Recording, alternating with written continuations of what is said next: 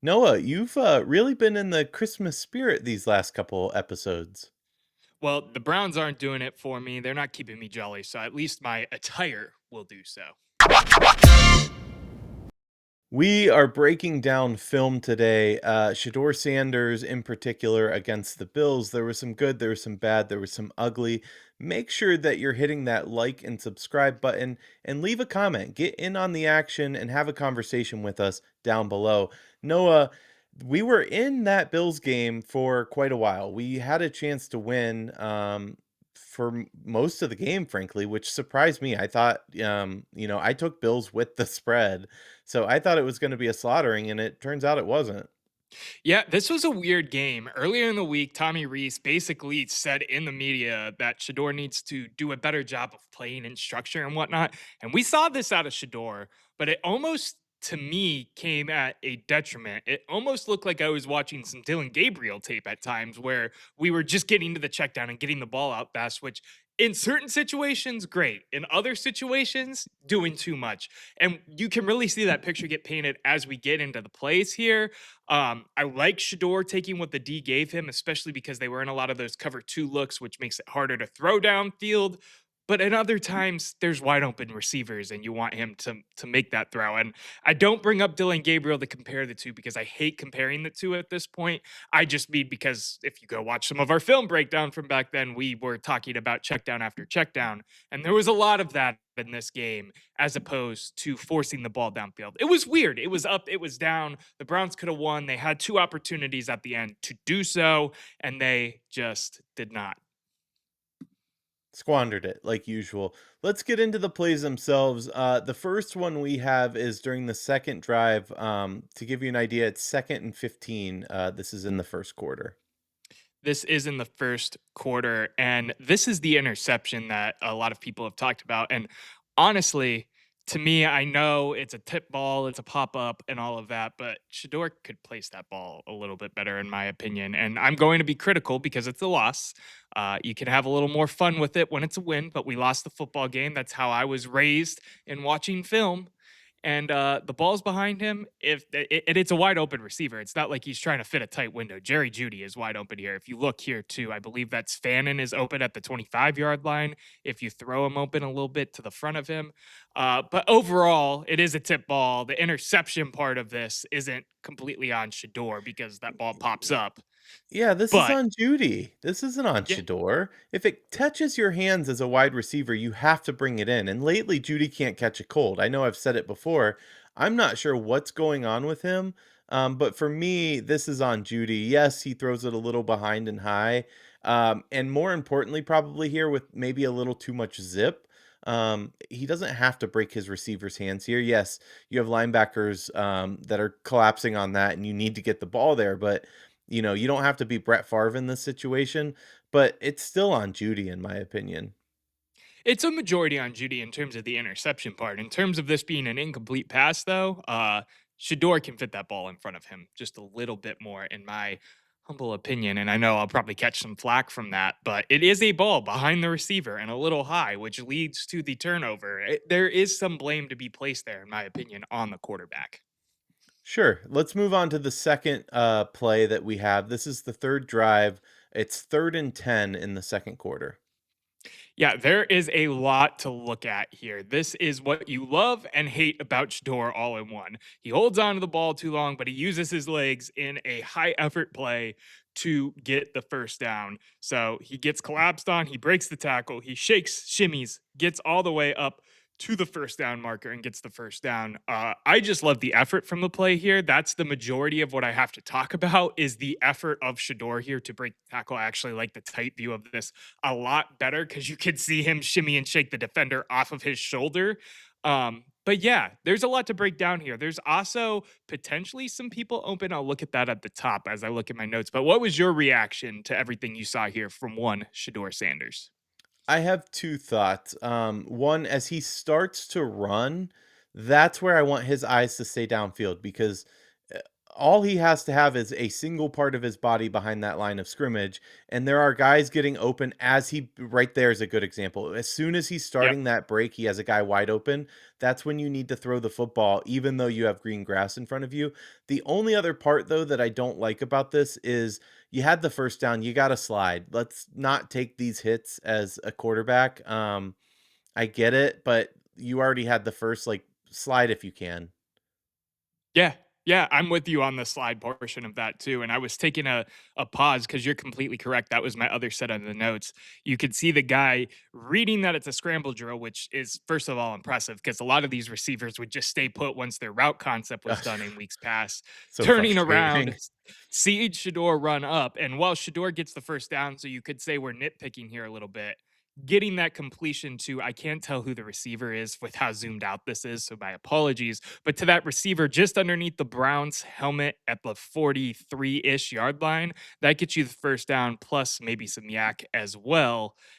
There's no safety biting down on that where you have to worry about an interception either. It just it's things you want to see progress in his game if you're being honest and realistic about the progression of one Shedeur Sanders and what he can do at the NFL level. Those are things you want to see him improve and grow upon.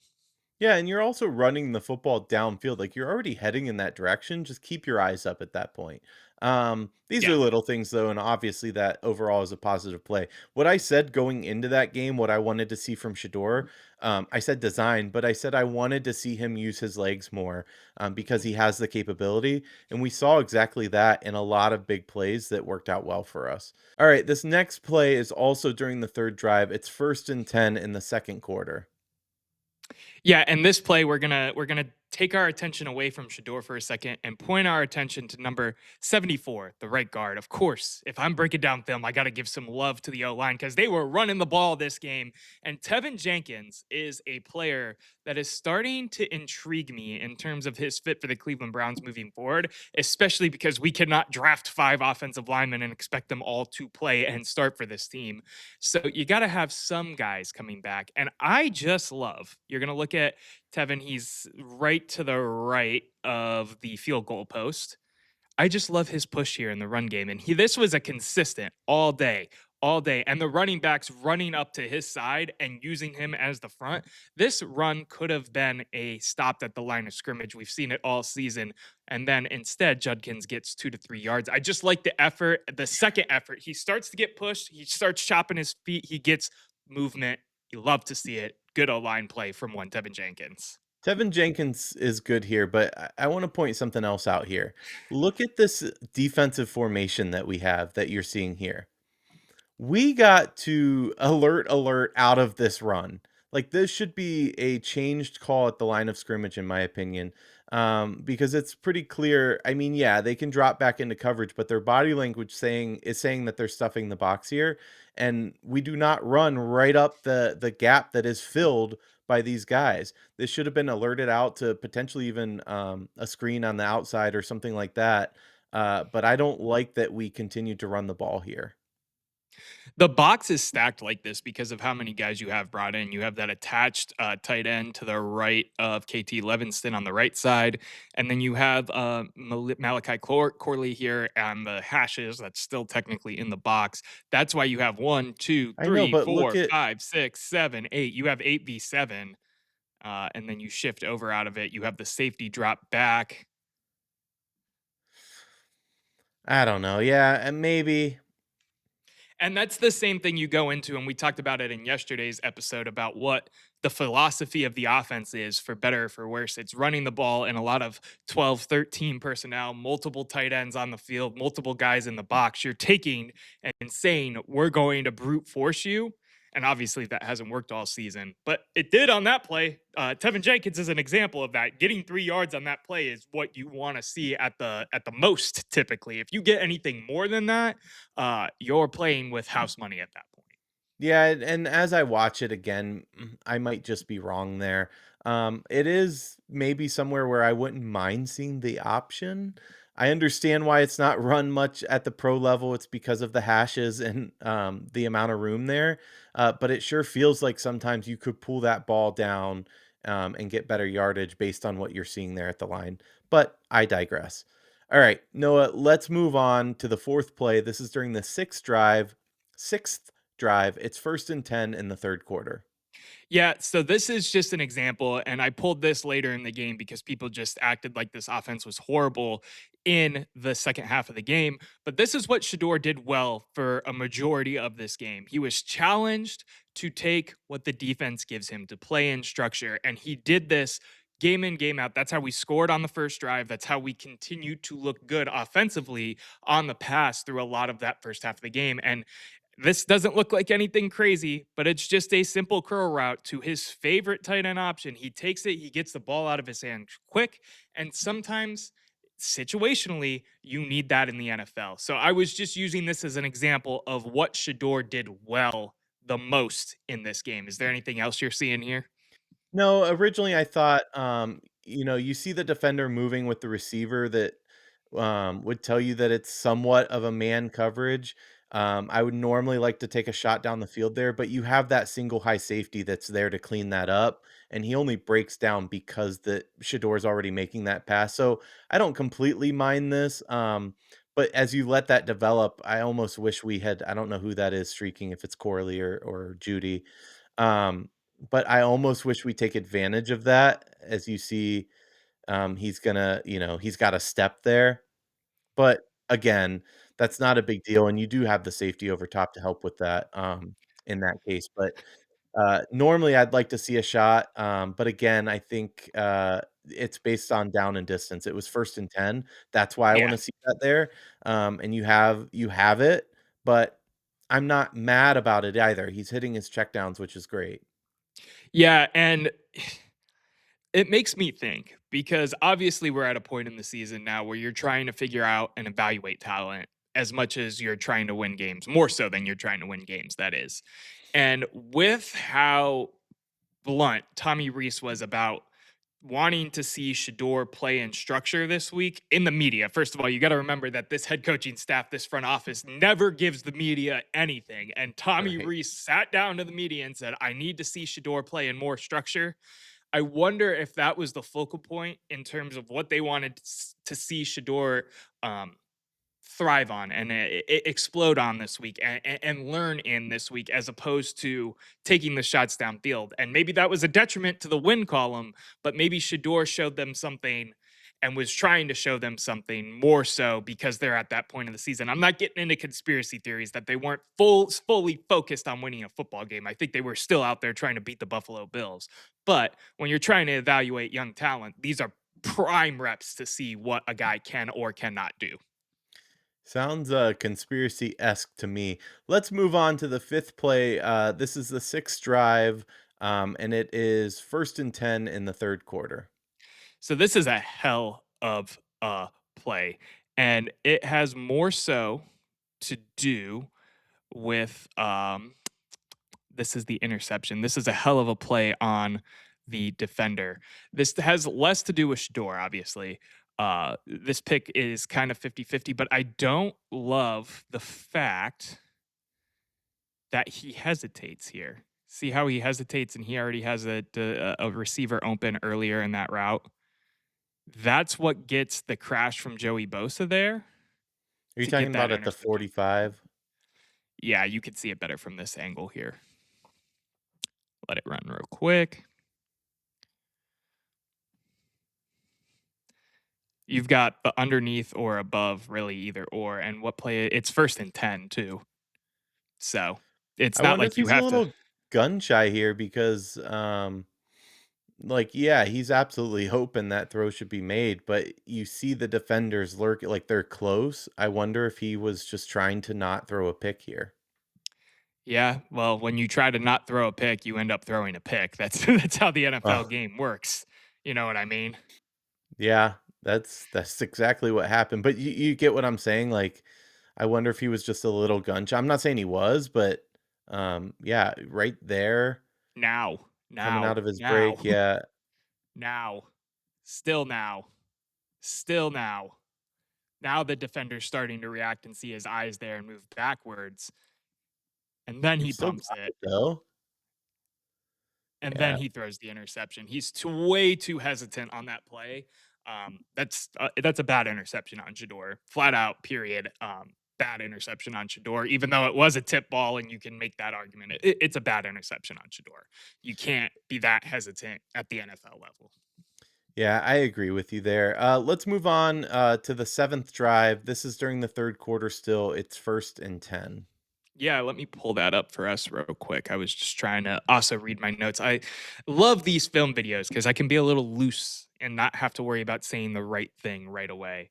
Um, I wanted to point this play out though because of the concept they're running here. Now, this is after the Judkins injury, and shout out to Judkins, by the way. I'm glad that he had no structural damage in his knee or anything crazy going on with that injury. It was just a gruesome looking broken leg. And of course, the dislocated ankle, but nothing that's going to hinder his explosive power moving forward. He just needs to get through rehab, and a shorter rehab than what typically happens to a running back when they, blow up a knee or an Achilles or whatnot. But let's get back into this play. I went on a side tangent. A little This bit. is It happens. It happens. We're in the film room. I'm talking. So this is an outside zone concept in the run that they ran basically this entire drive. They ran it like 3 or 4 times successfully on this drive 7. And I pulled this one because it's a cutback lane, and that's what outside zone sometimes gives you. You see how big that hole is? I'm curious. I'm very curious because I didn't see a lot of this out of the offense with Judkins in. And one of the knocks on Judkins coming out of the draft was some of his vision. I wonder if they're using more inside zone plays when Judkins is in there because they know he could just big body his way up for 3 or 4 yards. Now that we're on these third and fourth string running backs, I wonder if they're running outside zone because they have a little bit better vision and they can make cutbacks like that. I mean, Mm, we We've saw. Go ahead. we've seen some really good vision runs from Quinshon Judkins, though. I, And I I agree mean, with that. I agree with that too, but I'm talking concept for concept right now, not just vision on inside. We're talking inside zone versus outside zone. We ran outside zone left or right 4 or 5 times on this drive. I couldn't even count more than twice. I think we ran outside zone with Judkins in the game. So it's just something interesting to me. But I want to see more of this concept, especially as we move forward with these last 2 games, to see what that does for the offense as we continue to evaluate this talent. Because if we can get the run game going, that can help open up more things for Shedeur to succeed. And of course, like Harold Fannin and some of the other younger players throughout, Isaiah Bond, of course, throughout this offense. What did you see here, Eric? yeah, I mean, I think you broke it down well. I'm not sure we need to beat a dead horse. Um, I'm not sure why you don't see it from Quinshon from a scheming standpoint. The only thing that I'll say that I like and was refreshing in this game, we ran the ball well with that third and fourth string back. What I liked out of it is that when we did that, we kept doing it. I'm a big believer in keep doing it until they stop us kind of Yep. mentality.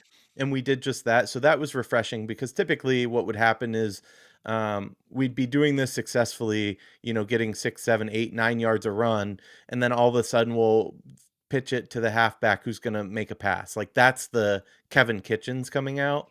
Yeah. So I'm glad we didn't see that. I am too, and I'm curious to see what the scheme on the run looks like. And I want to point out just the push again there. I won't play the clip for the 40th time, but the push from the O line there was freaking amazing. Luke Whippler looked pretty good in this game from the plays that I pulled in terms of run and pass pro. That's promising for us moving forward and maybe not needing to fill another hole and just continuing to develop a guy that Andrew Barry drafted. I'm gonna just put that one out there. Well, he's replacing somebody else, which is interesting. That's a whole different storyline, which we've talked about. But that said, Noah, um, I also before I get flamed in the comments saying they did it until it could stop, they did have that end around where they stopped doing it to run that end around. I do realize that Noah and I actually talked about that the other day, Earlier.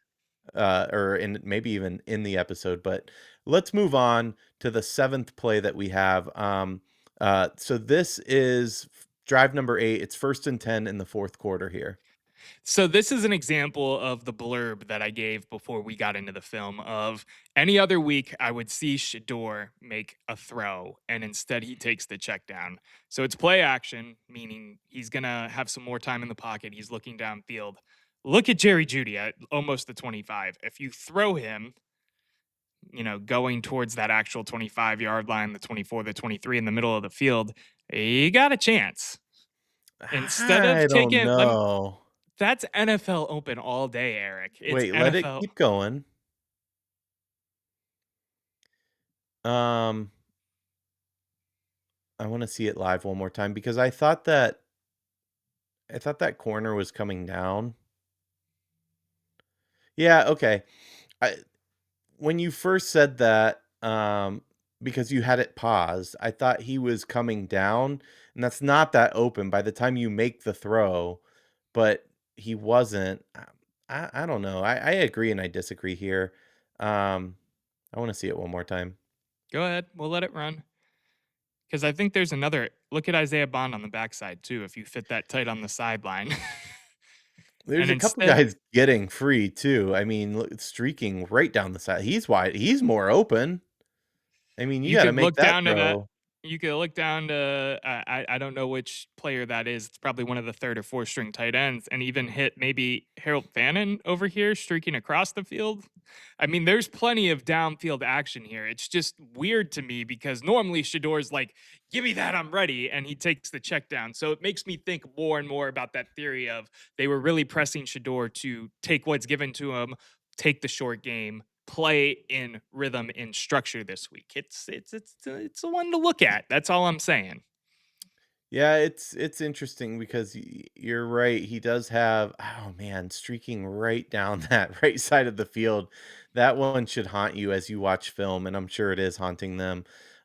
This is the vision stuff that we talked about though that needs to get cleaned up. It is not easy to scan left or right for open targets as you have a clock in your head mentally of a couple seconds, and you have very massive and muscular guys bearing down on you, wanting to rip your head off. I'm not pretending like it's easy. I'm not an NFL quarterback for a reason. Right. Beyond just that, the talent wise isn't there either. So I'm not trying to pretend like this is easy, but you've got to make quick progressions, and you should be excited as hell as you're making that quick progression. I got a guy, and I'm trying to explain it in layman's term, but if I'm looking this way, when I say progressions, it's not like locking on to every single receiver and seeing if they're open. I should be able to see out of my peripheral vision like I can now, this guy over here and understand the play call and see him getting open and be able to shift. And that's the progressions that we're talking about. And Right. he's still not doing that well. But rookies don't do that well. I want to be very clear on that. That's a rookie thing. Like that's hard to do, just like it's hard to use your eyes to pull a defender off when you want to go this way and you're looking that way. So I'm not saying these things are easy, but it's clear miss here. It is a clear miss indeed.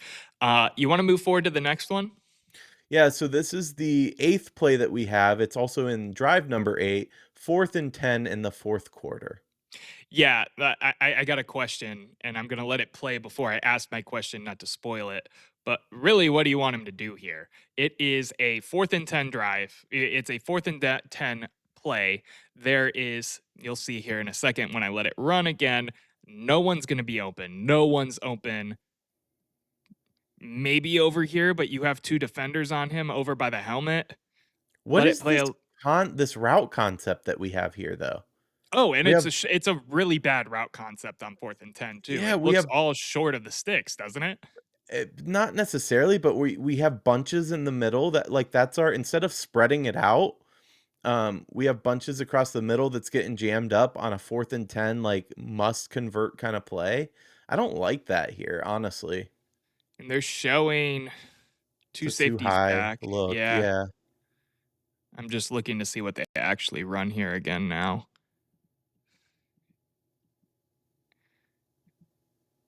It looks like some sort of zone still to me because of the I don't know. Um anyway, back to it. You maybe have Fannin on this backside, but it's just tough. And by the time anybody's open, Collapsing quick too.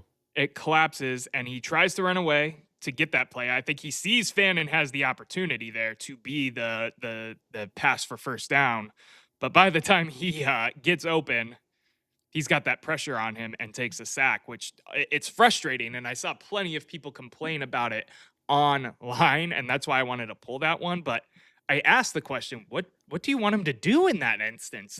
Any I quarterback back there at that point, it's rough. I agree with you because it's convert or they get the ball anyway. Like the sack doesn't matter here. You have to try to make a play, and exactly what you're saying, nobody's open. So I don't really put this one on Shedeur. I put this on scheme first of all, and I put it on execution. We're not getting separation where we should. O line isn't holding up where it should. Like all parts of this kind of failed in a crucial part of the game. I think least of all, I put this on Shedeur Sanders. And that I uphold that play for all the Shedeur fans out there too, because I do see when you say, he has no time in the pocket and no one gets open. Yes, that does happen.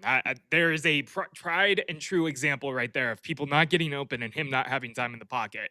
But that doesn't mean that's also every play. And there is room for Shedeur to grow in this NFL, in the NFL in general, really.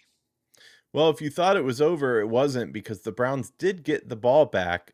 This is the ninth drive. It's 2nd and 10 here in the fourth quarter.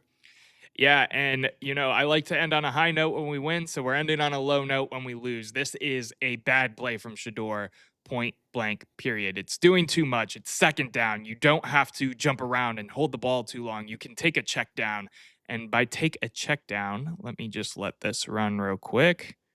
Yeah, he has it streaking out to the left. Yep, you also have Fannin that's pretty wide open here. Pretty wide open here at the 20.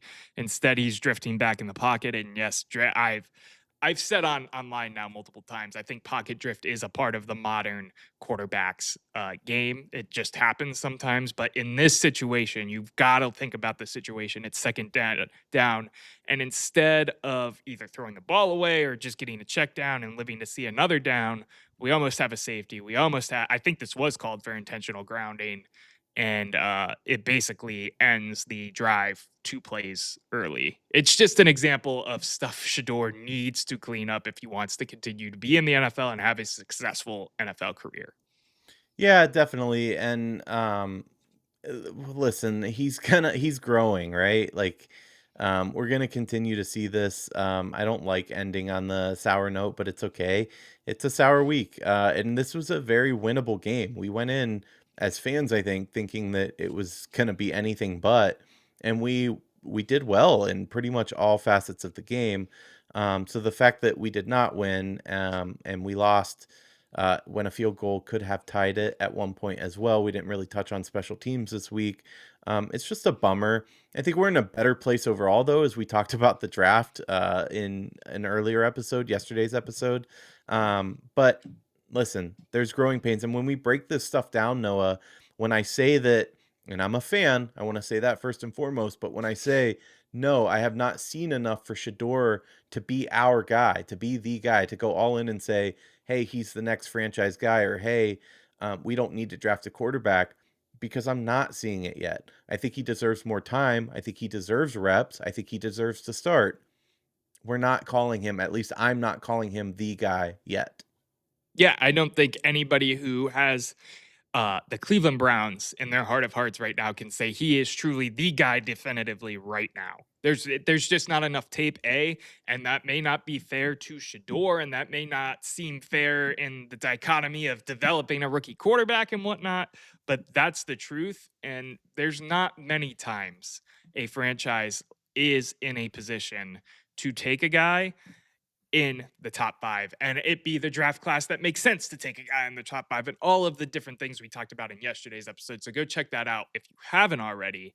But yeah, I'm curious to see what Shedeur does for the rest of the season because, like I said in yesterday's episode, if he goes out there and he gets 2 wins under his belt, that could change the Browns' draft position a lot, and that could change the conversation around quarterback even more. But that's a big if. I just don't see it happening against Pittsburgh in that defense. Maybe against the Bengals, but even then, I don't know, man. I don't have a lot of faith.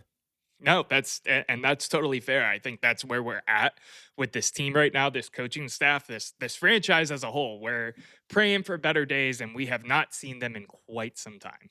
By the way, obviously, we are spending time with you on our Christmas Eve, but don't go anywhere. Make sure you hit that subscribe button, hit that like button, and leave a comment and get in on the conversation with us because we're going to be here tomorrow during your Christmas as well. As things are winding down, it's going to release in the morning, but as things are winding down, maybe you're playing with your favorite toys. I don't know if kids are watching us or adults, they can have toys too. Make sure you tune in and watch because we're going to be talking college football playoff. And then, of course, we will have the Browns preview as usual on Friday. So stay tuned and have yourself a wonderful and a Merry Christmas. On that note, Noah, did you want something there? No, I was going to say, have yourself a merry little Christmas, but I'm ready to hit my salute and go have some eggnog, my friend. All right. On that note, the debate never ends, but the show does for now. We'll see you next time.